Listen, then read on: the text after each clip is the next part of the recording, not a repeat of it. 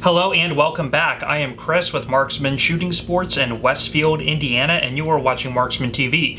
Today I have another tabletop review and comparison for you. We will be taking a look at the KelTec PMR30 and the new KelTec CP33. We will do a point-by-point comparison of the two, so if you are interested in getting either one or even both of these options, you'll have a little bit more information there for you to help you make your decision. Anyway, if that all sounds interesting to you, please stick around. That's coming up now. Okay, let's go ahead and start with a spec comparison of the two. So the CP33 here comes in at a length of 2.6 inches, whereas the PMR30 is 7.9 inches. So obviously a little bit shorter here. Barrel on the CP33 is 5.5 inches, whereas the barrel length over here is 4.3. Now the height on the PMR30 is 5.5 inches, whereas the height on the CP33 is just a little bit taller at 5.75 inches. Now the price point on each one of these, and we'll talk a little bit more about the price point and the follow-up after this review, but the price here is going to be around the $350 mark. Whereas the CP33 I think is going to level off at about $450. Now right now they are going a little bit higher than that because they are a new release, and like most KelTec products are pretty hard to come by. So we are seeing these go between about $500 and $600 right now on Gunbroker, but as soon as sort of the novelty, the newness of them wear off, I think they'll be more around the $450 mark. Now let's go ahead and take a look at the empty weight of both. So the PMR30 is at 15 ounces. And the CP33, 1 pound 9.5 ounces. So obviously quite a bit of a noticeable difference in weight. Obviously quite a bit heavier. Now one more obvious difference between the two is that the PMR30 is chambered in 22 Magnum or 22 WMR, whereas the CP33 is chambered in 22 long rifle. So this one, of course, getting the name, does hold 33 rounds of 22 LR. Whereas the PMR30 does hold 30 rounds of 22 Magnum. So obviously a different round. They are both obviously rimfire pistols in the 22 caliber. So close enough. Probably a lot of the practical purpose of each would apply to anybody's use for the reason of wanting to get either one of these. So that's why, even though they are different calibers, I'm bringing them head to head for comparison. So let's go ahead and take a look at the slide here on the PMR30. So you will notice that you do get high-vis fiber optic sights as standard. Now, the back is fixed as it is a molded piece into this kind of polymer section here at the top that is threaded in with these little Allen screws to the top of the slide, but the front is windage adjustable. There's a couple little set screws there, but it is dovetailed, so you can shift it one way or the other. So nice, very usable sights. Now the slide profile is very short, sort of indicative of what you would see on a CZ. The slide does wrap around the frame rails though, so not sort of the slide inside the frame that you would get on a CZ, but a very, very low profile. Now, of course, this portion up here is metal, and you don't have any other type of roll markings or anything on the slide itself other than the caliber designation right up here at the top.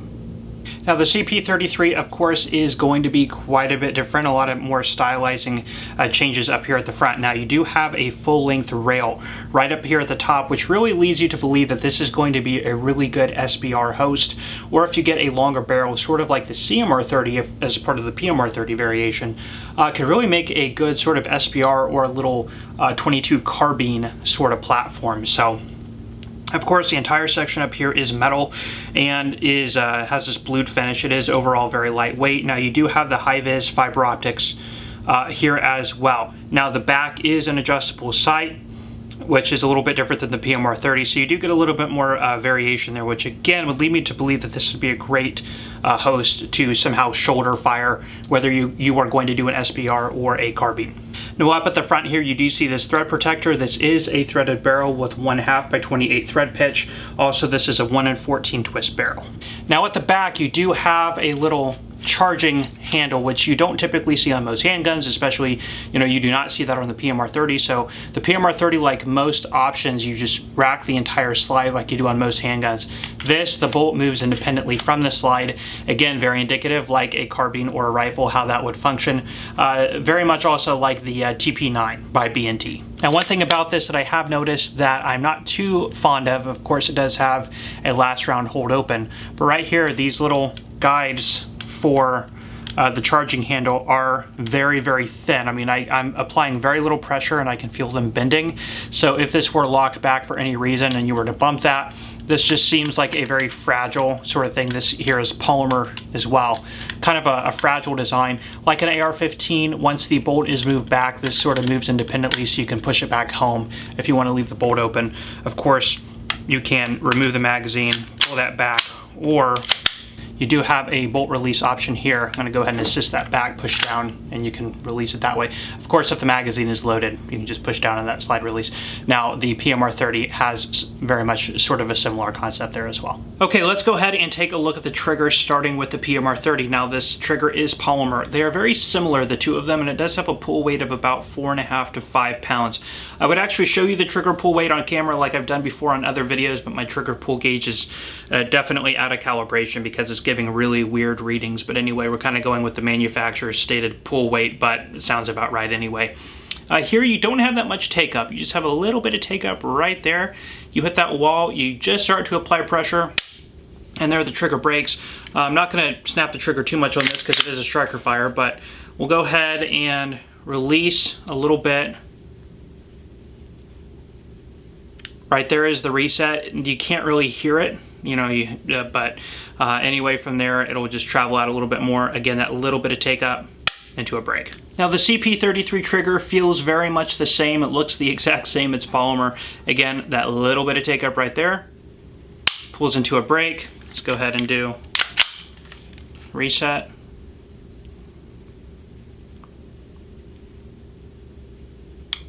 There's a reset and into a break.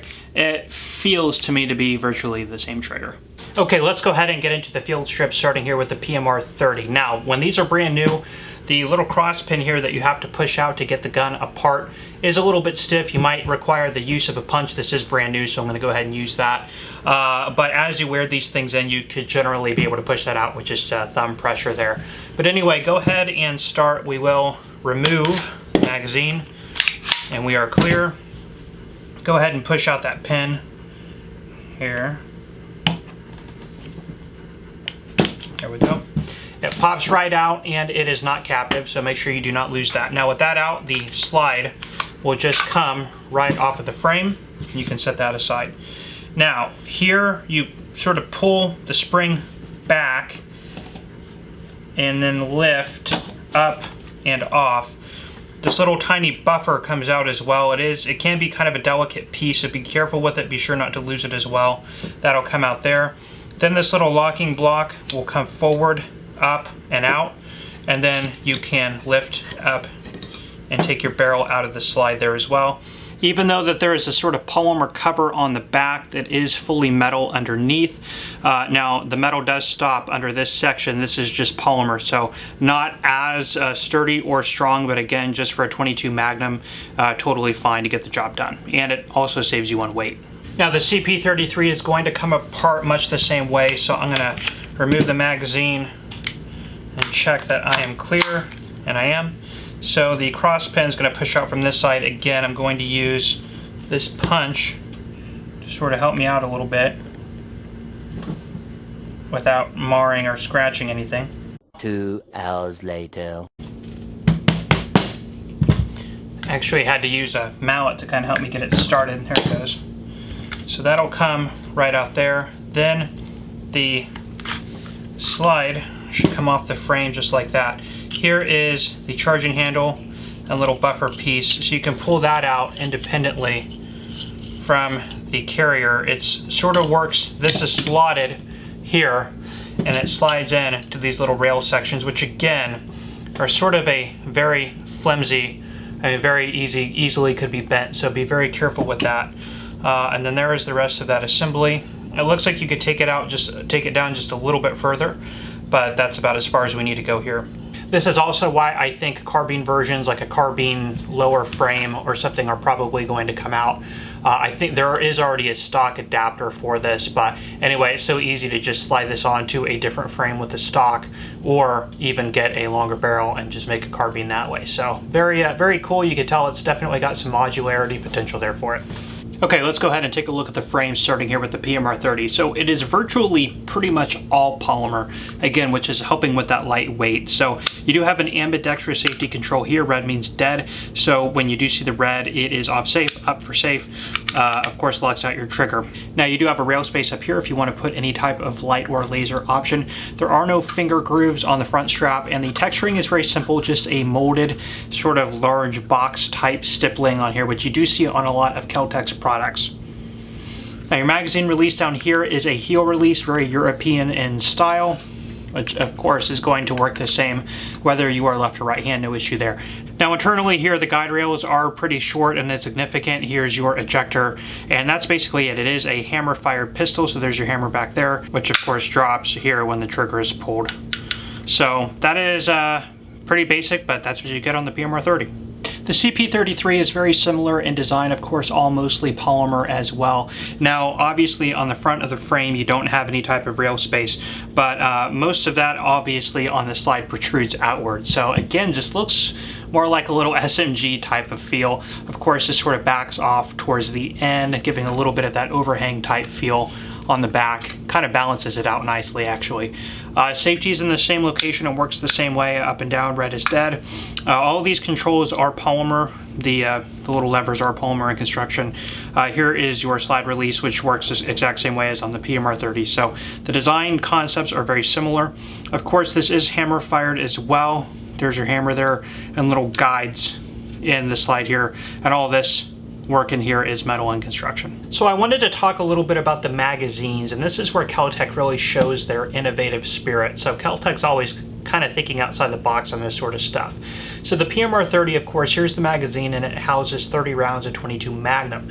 Now the interesting thing is it's very difficult to pull off a magazine system for a rimmed cartridge such as a 22 Magnum round. And what they have basically done is inside the magazine body here, there is a spine that travels up the center of the magazine and stops about right here. What that does is that keeps the rims separated from each other up until they get to the point of feeding, so the rims don't get all caught up on top of each other. Now, the top round will always be forced a little bit forward of the following round, keeping the rim forward of the round that's behind it so it doesn't get snagged up. So, very interesting design. Now, they used a similar concept, and this is actually going to be easier to see because it is a translucent magazine, but you see that there is a spine going up the middle. Now the interesting thing is, now that this is 22 long rifle, is the two feeding compartments are kept separated, but the interesting thing is it double stacks on both sides, making a quadruple feed system, which is how they get so many rounds in here. So they've been able to pull it off effectively. It is a reliable system, but that's how you pack so many rounds of 22 in here. So, you know, they're always just sort of innovating and sort of thinking outside the box on this sort of stuff, which is one thing I really enjoy about KelTec products. Okay, so let's go ahead and talk about some takeaways, starting here with the CP33. Now, the price point on these is going to be around the $450 mark. When the price is stabilized. Right now they are going quite a bit higher than that just because they're new to the market and sort of this interesting thing that everybody's wanting to get their hands on. So of course with that comes a higher price from the demand. Now the PMR30 of course is going to be at around the $350 price mark. Now KelTec has not put out a lot of these products. Even though the PMR30 has been out for quite a few years, it is still kind of tough to come by. Same with the Sub 2000 and the KSG. So KelTec has always been good about sort of controlling the flow of their products. Now, in terms of the price point, when you can get them, I think you're getting a lot of value for the money. They are definitely both very innovative designs. The PMR30 has more of the traditional feel and lines of a semi-automatic pistol. Of course, you are getting 30 rounds of 22 Magnum, so the 22 Magnum over the 22 long rifle is going to have more velocity, more kinetic energy, more stopping power. So if you're looking for that sort of self-defense, sort of carry gun, it would probably be more of like a duty outside the waistband sort of thing. You are probably going to want to go more for the PMR30. It's just going to have a little bit more of that stopping power there that you're going to want. Now, if you're looking for around like maybe the ranch or something like that as sort of a varmint or a pest control type of thing, the CP33 is definitely a good option as well. You do get 33 rounds in the magazine. The ammunition is lighter recoiling. It is cheaper to shoot. Again, for all those practical purposes as well, the CP33 would make a really fun range gun. So you're not blasting off all that a little bit more expensive ammunition. Now, 22 Magnum's not that expensive compared to other things, but compared to 22 long rifle, it is quite a bit more per round. Now the cool thing about the CP33 as well is it definitely has that modularity, and they have out or are about to have different type of stock configurations and that sort of thing. So nice sort of carbine or SBR option there. That could be a lot of fun at the range. That coupled along with a threaded barrel for a suppressor, so it could be a really cool range gun in that regard as well. Now the PMR30 does have out its counterpart, the CMR30, so you could kind of expect something similar to this, in my opinion, for the CP33. You can sort of see where they got the inspiration to kind of come up with the CP33, as the lines are very much similar. You sort of have the same overhang and everything there as well.